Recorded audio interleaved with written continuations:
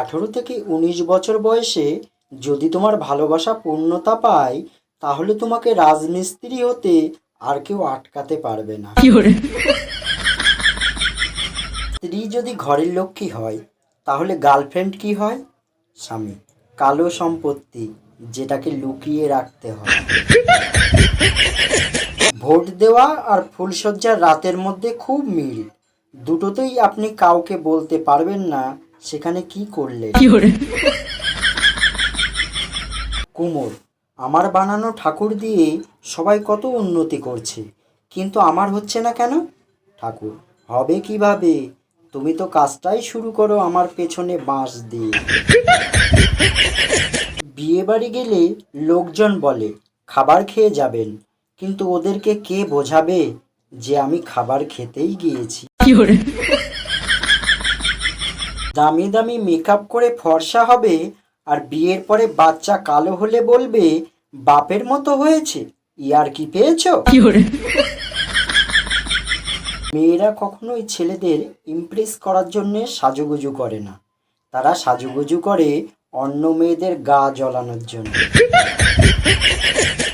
জিওর দাম বৃদ্ধির কারণে বিএসএনএল এর পোর্ট করার পরামর্শ পেয়েছি, ধন্যবাদ তার জন্য। কিন্তু আলুর দাম বৃদ্ধির জন্য কি করা উচিত? অভিজ্ঞদের পরামর্শের অপেক্ষায় বসে আছি। বাড়ির পাশে এক ব্যাংক কর্মচারীর বিয়ের নিমন্ত্রণ দিয়ে গেছে, ভাবছি যাব কিনা খেতে। বসে ভাত দেবার পর যদি বলে আর লিঙ্ক নেই।